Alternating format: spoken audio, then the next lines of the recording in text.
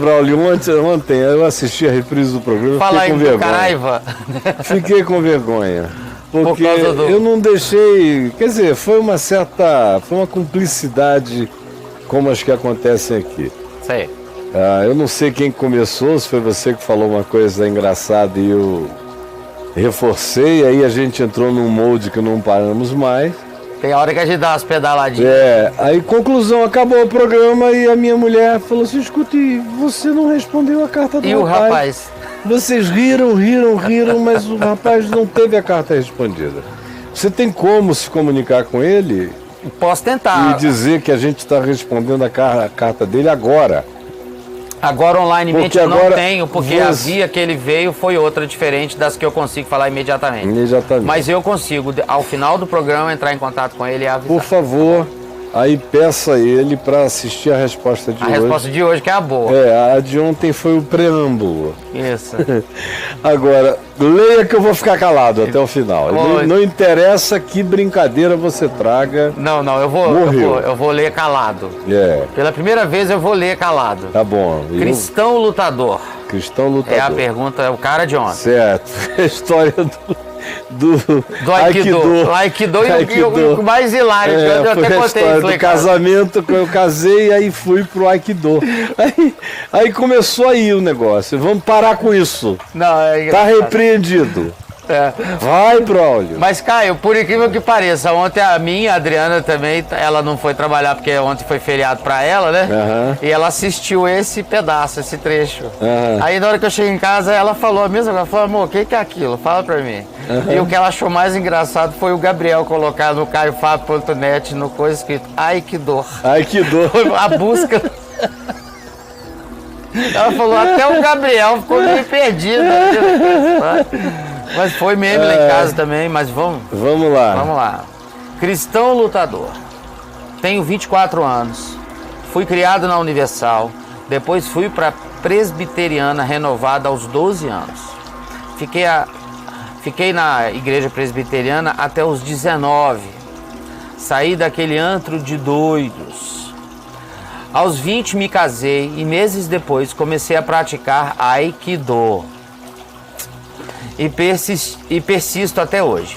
Aprendi algumas técnicas de meditação e depois, esse ano, ouvi falar de projeção astral e tentei. Senti umas paradas estranhas, Caio. E na meditação de antes de dormir, só na respiração e sem mantras, do lado da minha esposa, que odeia isso, eu paro de sentir o meu corpo. Uma sensação que acalma. Caio, aí vem as perguntas dele. Quais seriam os efeitos espirituais? Um seguidor de Cristo deveria praticar isso? Realmente faz bem para a mente? Na luta, eu costumo ir bem quando eu pratico isso. Essas práticas que ele faz beneficiam ele no Aikido, que é a luta que ele está fazendo. Ele para aí. Certo. Olha só, meu filho, se você usar o método só como um método de concentração, respiração, meditação, se for só o modus operandi, meu Deus, a gente usa modus operandi para muitas coisas, o dia inteiro, todo dia. Por exemplo, você vai a uma academia, você chega lá e você obedece um determinado regramento. Tem os personagens que vão te dizer o que você deve fazer, começam os aquecimentos, os alongamentos. Dependendo da sua condição física, eles vão dizer para você botar menos peso, mais peso aqui. ênfases você deve dar, depois de um tempo eles vão mudando, ênfases, desafios, esforços, pesos. A gente recebe isso em qualquer escola, em qualquer faculdade. A gente aprende isso nos cursos de extensão, de qualquer coisa, de gestão, de especialização, não importa em que nível seja, você vai aprender sistemas que outros desenvolveram e que facilitam a mecanização e a objetivação do atingimento daquele objetivo específico. No caso de esportes, por exemplo, o esporte está carregado de liturgias de bem-estar físico, que são feitos antes, durante e depois. A gente faz. E ninguém pergunta nada a respeito disso. Não há um lutador de natação que não faça as suas preparações de desenvoltura e elasticidade, alongamento muscular, expansão pulmonar, resistência respiratória, tudo isso de maneira a mais técnica possível. Os lutadores de MMA, chega à proximidade do dia da pesagem, aí começa aquele esforço brutal para perder peso, para bater o peso, para poder se classificar para a luta, que será 24 horas depois, com o peso da categoria, embora eles permitam que depois de atingir o peso, o indivíduo entre no carboidrato e outras coisas até para recuperar a energia e com ela até algum peso também. De modo que, sabe qual é o único problema no seu caso? É que isso tem a ver com exercício mental. E para crente, exercício mental é tudo coisa do diabo. Você sabia? É. Você pode exercitar o pé, o braço, a mão, o que você quiser, assim como você pode dar remédio para o fígado. Estou com um problema no fígado. Tasca um Silimalum, um Epocler no cara.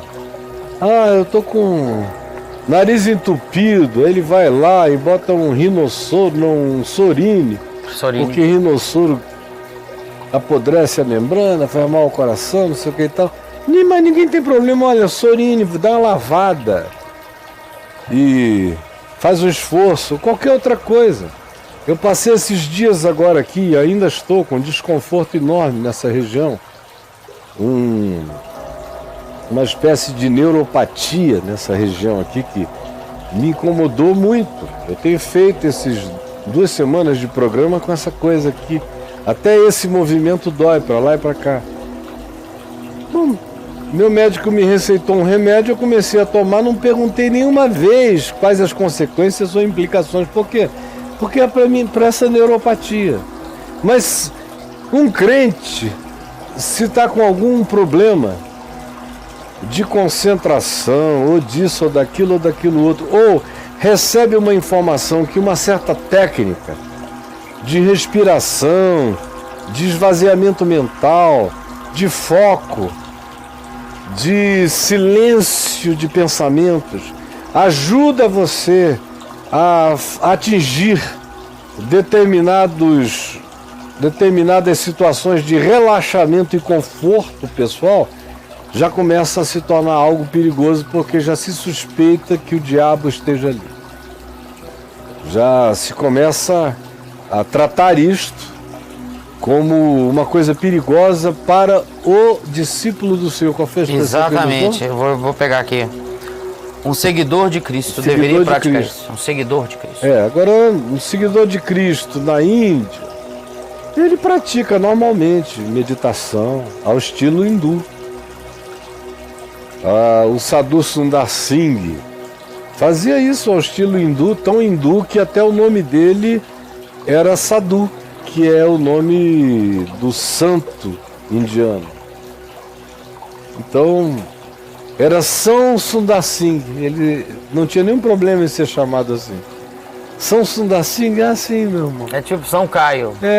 Para ele não era um problema, porque ele não era para ele nada a não ser um termo de identificação. Mas, pois bem, se você faz esse exercício querendo sair do corpo, aí eu acho legal, acho ruim. Acho ruim, porque eu sou contra todo tipo de tentativa de indução a qualquer forma de projeção psíquica e espiritual. Porque eu já vi muita gente fazer isso e se dá muito mal. Cara. Porque você não tem controle. Você não tem controle. E tem mais. Eu já vi gente que fez, que entrou no pânico de não conseguir voltar, e quando voltou, surtou de vez. Eu tenho um amigo que fazia muito isso, quando a gente tinha 15 anos, 16. Ele tinha 15, eu tinha 14, ou ele tinha 16, eu tinha 15. Nós passamos 1 ano e meio fazendo isso todo dia. E um dia ele fez isso tão de acordo com as disciplinas que a gente lia, que ele teve uma experiência chocantemente forte. Ele disse que literalmente saiu do corpo, se viu, me viu, e aí começou o pânico desesperador de retorno e ele não conseguia. Eu posso lhes dizer o seguinte: bom, eu tinha 14, estou fazendo 64.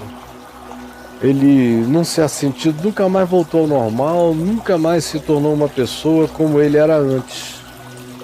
Sempre ficou um certo descolamento entre ele, que eu tinha conhecido, aquele eu original, e essa outra criatura, o tempo todo em estado de desconexão, enraizada consigo mesmo. Às vezes me dá até muita dó. Eu converso com ele de vez em quando, mas quando eu vejo que ele nunca mais voltou, Alguma coisa... Sempre tem um descolamento ali, desde então. E eu não era convertido, não era nada. Eu estava ali para qualquer que fosse o experimento. Sim, cara. Mas daquele dia em diante eu nunca mais brinquei disso. Nunca mais. E sou contra. Assim como eu sou contra as práticas de hipnose. Porque em 95% das vezes a hipnose funciona como sugestão e quase nunca como revelação real. Quase nunca na hipnose o cara conta de fato o que aconteceu. Na realidade ele conta muito frequentemente aquilo que ele foi induzido a pensar que fosse realidade. Ou às vezes até pela própria mente do hipnotizador, porque além da conversa entre o hipnotizador e o hipnotizado, existe uma transferência mental, telepática. Que já aconteceu, que já deu script. Que já é sujo o negócio. Que tudo que você ouviu daqui, que está na cabeça, e que o cara supostamente vai hipnotizar de maneira isenta, mas o que ele sabe sobre o outro já induz. Já está indo, né? O processo. De muitos modos. Então, meu filho, o que eu não respondi ontem, o que eu te digo é isto. Não tem nenhum problema se for só uma técnica, mas se você começar a querer fazer disso uma viagem espiritual e buscar projeções de saída do corpo, aí eu vou te dizer com clareza, não faça isso, é muito ruim para você. E a outra e última coisa que você deveria prestar atenção no fato que a sua esposa não gosta, né, cara? Isso para mim já seria o mais importante de tudo. Já não é? Não é legal. Eu vou para minha cama antes de dormir, fazer um exercício que a minha mulher ao lado já expressou o desconforto dela, sabe lá por que natureza, talvez ela seja crente. Sim, cara. Aí fica com medo dele fazer isso, dele estar traindo a Deus, dele estar abrindo espaço para um espírito dele, ou seja, o suposto conforto dele é uma agonia para ela. A gente não divide a vida com sabedoria, praticando coisas que para nós são um deleite e um desconforto enorme para quem dorme ao nosso lado. Então, veja isso com todo carinho, respeito e amor por ela. E se você se sente bem e lhe faz bem, vá fazer num quarto ao lado, num outro lugar, numa outra hora, quietinho, só você. E não viva e não busque essa história de projeção astral, porque é furada, aí sim. Aí você deixa espaço para presenças malignas te visitarem, conforme Jesus ensinou. E aí? Caião, sobre o vídeo daquela baleia, tubarão, não sei, é uma baleia, né? Tubarão? Do cara do barquinho. Só um parênteses, você veja como uma carta pode ser transformada numa outra coisa totalmente diferente, que não tinha nada a ver com ela. É. Foi o que a gente fez ontem, quando entrou naquele molde. Sim. Que é uma corrente, né? O humor é um negócio miserável, que quando ele engata aquela corrente, ele vai embora. E se você tem alguém que te devolva e vai e vem, aí foi. Aí não tem mais jeito. É em dupla, é um negócio enlouquecedor. É enlouquecedor. É enlouquecedor. Eu me lembro do tempo aqui do Cabra Macho Sim Senhor, Nossa. que havia noites Que vinha um tema desse e a gente ficava 10, 15 minutos sem conseguir parar de... Só no rally. Só naquela coisa. No rally. É um negócio... Então veja, meu amigo, a sua carta que ontem foi lida em fragmentos... Foi. Porque cada frase era uma paradinha. Era uma paradinha, agora está respondida na sua real pergunta. E me desculpe por ontem, tá bom? Ai. Beijo. Então eu peço perdão também, tá, meu amigo? Porque eu sou um desastradinho aqui do Papo de Graça. Nada, você não tem esse poder todo, eu contribuo. Então tá bom. Aí, tá resolvido então. Vamos lá.